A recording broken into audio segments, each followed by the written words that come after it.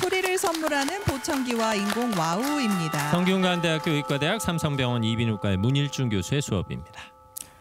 네, 혹시 평소에 이런 생각을 자주 하시는 분들은 오늘 제 강연을 주의 깊게 들어주셨으면 좋겠습니다. 나는 편하게 말을 하고 있는데 상대방은 나한테 왜 나한테 화를 내고 있지? 이런 상황을 자주 겪거나 아니면은 내가 상대방과 대화를 하는데 자꾸 상대방들은 전부 말을 중얼중얼 하는 거예요. 명확하게 얘기하지 않고. 예, 맞습니다. 난청이 있으신 분들이 흔하게 겪는 상황입니다. 네. 난청이 있으신 어르신들은 상대방의 목소리를 명료하게 이해하기가 어렵고 무슨 말을 했는지 잘 모르기 때문에 자꾸 되묻게 됩니다. 또한 집에서는 TV 볼륨을 상당히 높여서 TV를 보시기 때문에 주변 가족분들께서 너무 시끄럽다. 네. 이런 그런 얘기를 많이 들으셨을 겁니다. 물론 본인 목소리도 좀 커지는 경향이 맞습니다. 본인은 못 느끼시잖아요. 왜냐하면은 내가 적게 들으니까 네. 나는 적절한 강도로 얘기하고 있다라고 하고 말을 크게 하는 겁니다. 맞아요. 그러면 내가 듣는 나한테는 건 작게 적절한 들리니까. 강도로 들리는 거죠. 뭐라고? 맞습니다. 네, 굉장히 이제 목소리가 커지시는 거죠. 네. 근데 이제 이렇게 난청이 있으면 사실 우리가 인생에 있어서 가장 큰 즐거움이 사람들과 대화하면서 교류하면서 살아가는 것인데 의사소통이 어려우니까 사람들과 단절이 되고 교류가 힘들어지니까 여러 가지 문제들이 생기게 됩니다. 난청이 있으면은 가장 큰 문제가 의사소통뿐만이 아니라 우울증도 많이 생기고요. 그래요? 그리고 우울증도 많이 생깁니다. 인지기능 저하, 치매까지 발생할 수 있다고 합니다. 어머나 세상에. 그래서 그렇게까지 되는구나. 네. 미국의 존스 홉킨스 대학에서 난청 어르신 1000명을 대상으로 연구를 했어요. 네. 그래서 우울증 얼마나 많이 생기는지 한번 봤더니 전체 1000명 중에 7.4%에서 우울증 증상이 있으셨고 약 4%에서 정말 실제 우울증을 진단받으셨다고 합니다. 어머나. 그리고 여러 연구에서 난청이 있으면은 치매 발병 확률이 적게는 2배에서 많게는 5배까지 올라간다는 연구 결과들이 보고가 되고 있습니다. 따라서 난청을 조기에 진단하고 적극적으로 치료하는 것이 무엇보다 중요하겠고 건강하고 즐거운 삶을 살기 위한 첫 걸음이 아닐까 싶습니다. 네네. 난청의 종류는 굉장히 다양한데 대표적으로 소음성 난청, 돌발성 난청, 그리고 노인성 난청이 있겠습니다. 근데 그중에서 가장 흔한 게 노인성 난청이겠죠. 네. 아무래도 고령화 사회와 더불어서 난청도 많아지고 있습니다. 네. 나이가 들면은 누구나 다 퇴행성 질환을 앓게 되고 방금 전 강연에서도 눈도 침침해지잖아요. 네. 노안이 오고. 근데 귀도 퇴행성 변화가 발생하니까 어두워집니다. 네. 그래서 노인성 난청이 생기는데 65세 이상 어르신의 3분의 1, 75세 이상 어르신은 절반, 네. 85세 이상 어르신은 4분의 3이 난청으로 고통받고 있습니다. 꽤 많네요. 굉장히 많이 생기고 있습니다. 네. 그런데 이렇게 주변에 보면은 못 듣는 어르신들이 많으세요. 네. 근데 병원을 잘 안 가시죠, 이분들께서. 그냥 나이가 들면 다 이 정도 듣는 거지 뭐. 그냥 이렇게 듣고 살면 되지. 이렇게 아주 안일하게 생각하시는 분들이 많은데 난청이 여러 문제들을 유발할 수 있기 때문에 반드시 전문의와 상담하고 적절한 치료 방법이나 재활 도구를 찾아야 됩니다. 네. 아니 그럼 재활 도구라고 하면은 보청기 제일 먼저 떠오르는데 그렇죠. 어느 정도 안 들려야지 보청기를 이렇게 좀 생각을 해볼 수 있을까요? 사실은 네. 이제 40데시벨이라는 기준을 우리가 잡아서 40데시벨 이상이면 보청기를 써야 된다고 얘기하는데 네. 어르신들께서 내 청력이 40데시벨인지 50데시벨인지 그렇죠. 아실 수가 없잖아요. 네, 맞아요. 예, 그래서 사실 우리가 일반적으로 이렇게 얘기하는 음을 아주 작게 들을 때 그때 이제 보청기를 찾으시면 되겠습니다. 그래서 제가 사실은 영상을 하나 준비했는데 데시벨별로 어떻게 들리는지 보여드릴 거예요. 네. 정상 청력일 때 음악 소리, 네. 그리고 중도 난청이 있어서 이제 보청기가 필요한 정도에서의 음악 소리, 그리고 이제 아주 심한 난청이 있어서 인공와우 수술이 필요한 정도의 음악 소리를 차례대로 들려드리도록 하겠습니다. 네. 한번 영상 틀어봐 주십시오. 소리에 집중해야겠네요. 네, 소리에 집중해 주시면 되겠습니다. 정상 청력이니까 잘 들려요. 네, 들려요.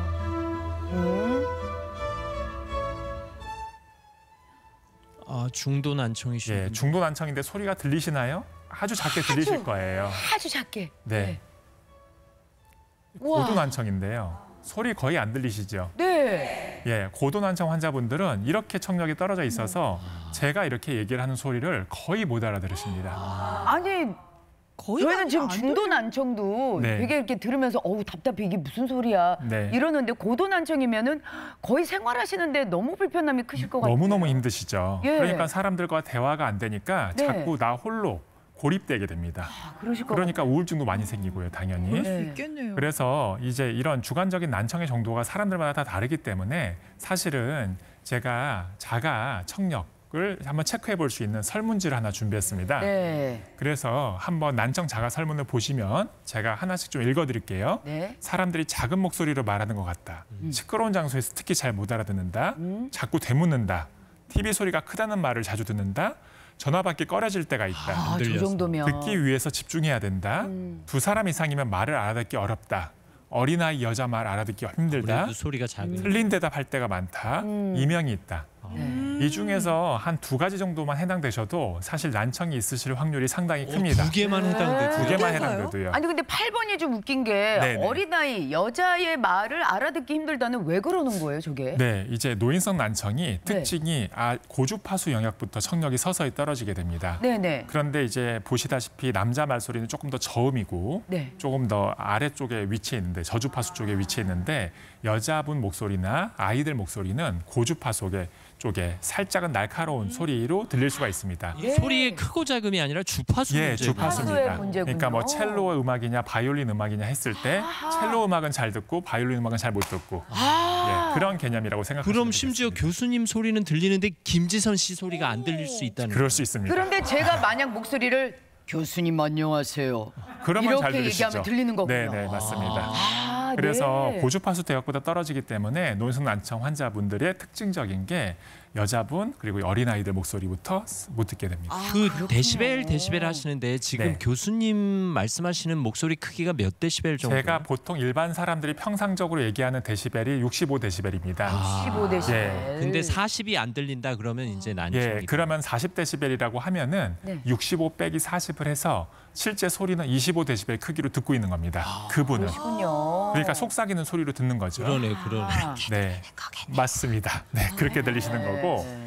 이제 70데시벨의 난청이 있다 하면은 네. 65데시벨 소리는 아예 못 듣는 거죠. 네. 그러니까 침묵 속에 고요 속에 살고 계시는 겁니다. 아유 네. 힘드시겠네요. 그래서 이제 이렇게 보청기를 우리가 그러면 제일 처음 처방을 하게 되잖아요. 예. 보청기를 착용하기로 판단했을 때 다양한 보청기를 만나게 됩니다. 제가 보청기를 3가지 종류를 준비해서 가져왔습니다. 네. 여기서 한번 보시면은 첫 번째 보청기가 바로 이 귓속형 보청기입니다. 네. 여기서 보시면은 조금 확대해 주시면 이 귀 안에 까만색 점 같은 게 하나 보이죠. 네. 이게 귀 안에 들어가 있는 보청기입니다. 아, 근데 실제 지금은 대비를 위해서 까만색으로 만들어 놨지만 피부색으로 이거를 바꿔버리면은 전혀 모릅니다. 그러겠네요. 그러니까 미용상에 너무 큰 장점이 있죠. 이 네. 보청기를 쓰면은 남들에게 알리지 않고 잘 들을 수 있으니까 너무 인기가 많습니다. 네네. 하지만 큰 단점도 있습니다. 그게 바로 폐쇄 효과입니다. 뭐냐? 이 귀를 한번 막아보시면은 한번 막고서는 아 소리 한번 내보실까요? 내 소리가 울리. 네, 마치 동굴 안에서 아, 내가 네. 소리 지르는 것처럼 아. 소리가 울립니다. 어머. 귀가 이렇게 막혀 있으니까 이 귀 폐쇄 효과. 그래서 내 목소리도 울려 들리고 음식물 씹을 때 음식물 씹는 소리가 굉장히 되게 크게 크게 들리고 아, 그래서 굉장히 불편합니다. 비행기 탔을 때 이렇게 귀에 막힌 것 같은 그런 느낌. 맞습니다. 굉장히 아. 답답한 느낌이 들 수 있습니다. 이게 네, 내 네. 소리가 더 잘 들리잖아요. 네네. 저희 라디오 뉴스 연습할 때 내 발음 잘 들어보려고 귀 막고 연습하는 경우가 예. 있거든요. 네네. 네. 네, 그런 개념입니다. 어. 나는 보청기를 낄 때 상대방 목소리를 더 잘 듣고 싶은데 내 목소리만 잘 들리면 무슨 의미가 있겠습니까? 그러네. 그렇겠네요. 네, 그래서 이제 귓속형 보청기 적응하기 어렵고 네. 두 번째는 귀를 막고 있으니까 습기가 많이 찹니다. 귀 안에. 네. 외이도염, 중이염 이런 환자분들은 훨씬 더 그런 증상이 악화될 수 있고 그리고 또 이 보청기가 너무 작다 보니까 어르신들이 눈도 침침해지고 조그만 걸 다루기가 어려워지면은 이 보청기 끼고 빼고 하는 것도 어렵습니다. 잘 잃어버릴 수도 예, 있고. 배터리 갈기도 어렵고. 네. 그래서 이제 이 귀걸이형의 보청기가 그렇고요. 그 다음으로 설명드릴 게 이 귀걸이형 보청기입니다. 이 귓속형 보청기고 귀걸이형 보청기는 한번 이게 보시면 알겠지만 귀 뒤에 이렇게 커다란 네. 보청기가 걸리게 됩니다. 네. 그래서 커다란 보청기가 걸리고 크기가 커서 다루기가 쉽고요. 네. 이거는 크기가 크니까는 아주 고출력을 낼 수 있어서 아주 심한 난청 환자분들한테서 저희가 쓸 수 있는 보청기입니다. 어. 하지만 미용상 단점이 있기 때문에 네. 최근에는 이 오픈형 또는 미니 귀걸이형 보청기를 많이 쓰고 미니 있습니다. 귀걸이? 예, 여기서 보시면은 사실 이 귀 뒤에 귀 뒤쪽에 조그맣게 보청기가 하나 매달려 있습니다. 아, 네. 하지만 이렇게 보시면은 귀에 가려져서 잘 거의 안 안 보입니다. 그러네요. 예, 아주 귓바퀴에 다 가려지거든요. 전혀 네. 보이지가 그래서 않는데요. 예. 착용감도 굉장히 좋고 아주 작으니까는 미용상 장점도 있어서 최근에는 이 오픈형 보청기를 많이 처방을 하고 있습니다. 네. 근데 또 바꿔 생각하면 우리 안경 쓴다고 부끄러워하지 않잖아요. 네, 네. 보청기 쓰는 것도 그냥 그런데 자연스럽게 맞습니다. 받아들이시면 그런데 어르신들 중에서는 보청기는 마치 나는 이제 이게 노인이라는 걸 갖다가 이렇게 받아들여야 된다 해서 네. 안 끼시려고 하시는 분들이 많고 네. 저희 어머니께서도 이제 보청기를 착용하고 계시는데 아무리 그 뭐 이렇게 미용에도 좋고 그렇다고 하더라도 불편하시다고 맞습니다. 자꾸 안 끼시려고 하는데 네. 우리들은 껴야 된다고 그러거든요. 이게 껴야 되는 거죠, 불편해도. 껴야 되는 거 맞고요. 예, 예. 첫 번째는 되게 좋은 말씀 해주셨는데 어르신들께서 인식 개선이 필요합니다. 네. 우리가 안경 쓰는 거 부끄러워하지 않듯이 네. 보청기도 그냥 당당하게 드러내고 끼는 것이 그렇게 국민들도 그렇게 네. 봐주는 이제 인식 개선이 필요하고 두 번째로는 난청을 방치했을 때 여러 가지 문제들이 생긴다고 말씀드렸잖아요. 네. 그래서 보청기를 일단 껴서 잘 적응을 하시는 것이 무엇보다 중요하지 않을까 싶습니다. 네. 보청기를 끼시면 당연히 의사소통 능력이 향상되니까 자연스럽게 삶의 질도 향상되고요. 또 하나는 난청 방치했을 때 인지기능 저하, 치매까지 올 수 있는데 이런 것들을 예방할 수 있으니까 어떻게 보면 보청기가 단순한 의사소통 도구라기보다는 뇌를 훈련시키고 우리가 치매를 예방할 수 있는 아주 좋은 기계다라고 아하. 생각하시면 네. 좋을 것 같습니다. 이거 치매 예방이야 하면서. 네, 이게 맞습니다. 보청기를 안 쓰면 인지 기능이 떨어지는 속도가 더 네, 맞습니다. 이 심하군요. 그래프를 제가 그래서 준비했는데 네. 이 그래프가 프랑스에서 보청기 사용하시는 분들과 사용하시지 않는 분들을 25년 동안이나 추적 관찰을 했습니다. 네. 그랬더니 보청기를 사용하시는 저 빨간색 선을 보시면은 인지 기능이 떨어진 속도가 더 느린 것을 알 수가 있습니다. 네. 그래서 인지 기능 저하 속도를 늦출 수가 있어서 굉장히 중요한 이제 결과라고 보실 수가 있고요. 네. 그런데 이제 보청기를 아마 주변 분들도 많이 쓰실 텐데 부정적으로 얘기하시는 분들이 많을 거예요. 네. 왜냐하면은 보청기 끼시면 제일 처음에는 무조건 시끄럽고 왕왕거리고 네. 주변에 소음들도 다 증폭돼서 들어오거든요. 네. 그러니까 많은 어르신들께서 1, 2주 정도 착용하다가 보청기를 그냥 포기해 버리세요. 그런데 우리가 보청기는 적응하는데 시간이 오래 걸린다는 것을 꼭 기억하셔야 됩니다. 네. 안경도 도수를 우리가 갑자기 바꾸면 하루 이틀 정도는 좀 어지러울 수도 있고 불편할 수 있어요. 네. 근데 이제 그 한 이틀만 잘 적응하시면 굉장히 편안해지잖아요. 잘 네. 보이고. 근데 이제 보청기는 우리 청각은 한 3달이 걸립니다. 그 과정이. 아, 그래요? 예. 그러니까 하루에 8시간 이상 착용하는 기간을 석 달은 가지셔야지 이 보청기의 효과를 정확하게 판단할 수 있다. 네. 그래서 초반에는 절대 알 수 없기 때문에 사용을 포기하지 마시고 꾸준하게 사용하는 것을 추천을 드립니다. 그러면 첫날부터 하루 종일 낄 게 아니라 뭐 첫날은 1시간, 뭐 네. 그다음 주는 3시간 뭐 이렇게 네, 그렇게 점점- 점진적으로 네, 적응해 네. 나가시면 너무 좋겠습니다. 예. 네. 네. 근데 만약에 보청기를 껴서 석 달이 지났는데도 잘 안 들리는 경우가 있을 수 있잖아요. 네. 그러면 이게 보청기가 안 맞는 걸 텐데 네. 어떻게 해야 돼요? 그럴 때는? 사실은 보청기가 안 맞는다기보다는 제일 처음부터 너무 청력이 떨어졌을 때 아하. 그럴 때는 이제 보청기를 껴도 소리 증폭을 아무리 해줘도 네. 나의 달팽이관이 너무 많이 망가져서 제대로 소리 처리를 못하니까 소리를 제대로 들을 수가 없습니다. 방금 전에 얘기하신 것처럼. 그래서 이런 고심도 난청에서는 보청기로는 효과가 없기 때문에 인공 와우라는 수술을 해야 됩니다. 근데 이제 이 수술이 굉장히 생소하신 분들이 많을 것 같아서 네, 제가 네. 영상을 하나 준비했습니다. 영상을 보면서 설명드리겠습니다. 네. 네, 저희가 인공어우 수술할 때요. 이렇게 안쪽에 조그마한 내부 장치가 들어가게 됩니다. 그래서 저 내부 장치가 있고 바깥쪽에는 저렇게 외부 장치가 있죠. 그래서 이 내부 장치가 달팽이관 안에 전극을 저희가 조그맣게 삽입을 하게 되는데 네. 그러면 저기에 전극이 저렇게 들어가죠. 네. 그래서 밖에서 소리가 정기적으로 바뀌어서 이 전극을 자극해서 청신경으로 들어가는 즉 우리의 달팽이관의 역할을 이 기계가 대신해주는 인공적인 달팽이관이다 해서 인공 달팽이관 또는 인공 와우 수술이라고 합니다. 그러니까 달팽이관을 몸 속에 귀 속에 심는다는 개념이죠. 맞습니다. 네. 우리가 무릎 관절 망가지면 무릎 관절을 바꾸잖아요. 맞아요. 인공 네, 관절로. 네, 네. 그런 것처럼 달팽이관도 바꾸는 거죠. 네. 그래서 제가 하나 준비해 봤습니다. 이게 실제로 방금 영상에서 나온 인공와우 장치입니다. 네. 내부 장치인데요.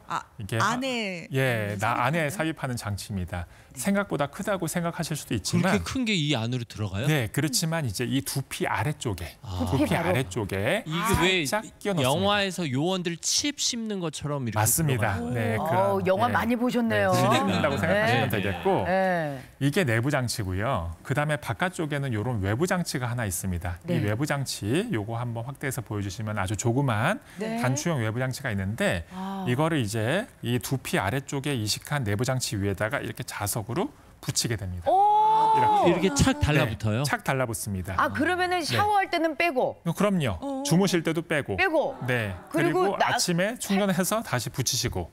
붙이고. 네. 그래서 사실은 이제 이게 어디 붙냐면은 요 옆머리에 이렇게 붙거든요. 네. 머리로 가리는구나. 예, 머리로 가려집니다. 저는 이제 머리가 짧으니까 잘 안 가려지지만 어르신들께서 머리 좀 스타일 달리 하시면은 충분히 특히 가려질 수 여성들은 있습니다. 뭐 걱정 안 하셔도 네, 맞습니다.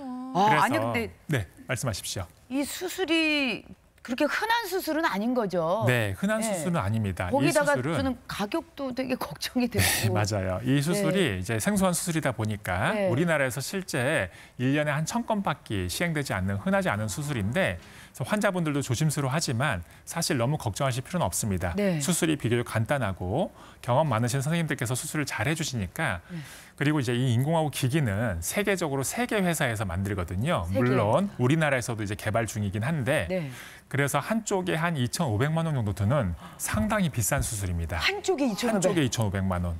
양쪽 하려면 5천만 원 들겠죠? 그러네요. 엄청 비싼 수술인데 우리나라는 좋은 나라지 않습니까? 네네. 건강보험이 적용이 됩니다. 네. 그래서 양쪽이 70데시벨 이상이고 난청이 심할 때는 이 수술이 건강보험 적용이 돼서 전체 금액의 한 20% 정도로 부담하면 되고 특히 소아는 한 10%만 부담해도 되고 양쪽 수술을 다 지원해 주니까는 사실은 굉장히 도움이 되는 수술입니다. 의사 선생님들이 비싼 가격 자신 있게 얘기하는 거 보면 대부분 보험이 된다는 거예요.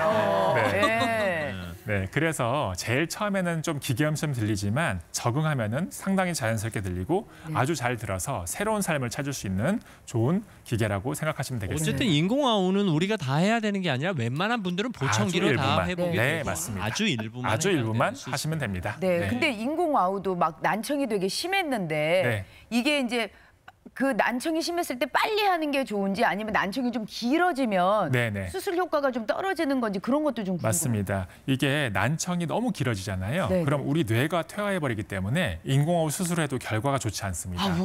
그래서 인공호흡 수술해야 될 정도로 난청이 심해진 즉시 하는 것이 가장 효과도 좋고 그다음에 수술한 다음에 적응도 빠르고 결과도 좋습니다. 그렇군요. 그래서 오늘 강연 마무리하겠습니다. 난청, 고령화 사회와 더불어서 나이 들면서 아주 많은 어르신들이 겪는 질환입니다. 난청을 우리가 적극적으로 진단하고 치료해야지 우울증, 인지기능 저하, 치매 위험성으로부터 우리를 보호할 수가 있고 이 난청으로서 사람 사이의 이 멀어짐을 방지하고 아주 삶의 질을 올릴 수가 있습니다.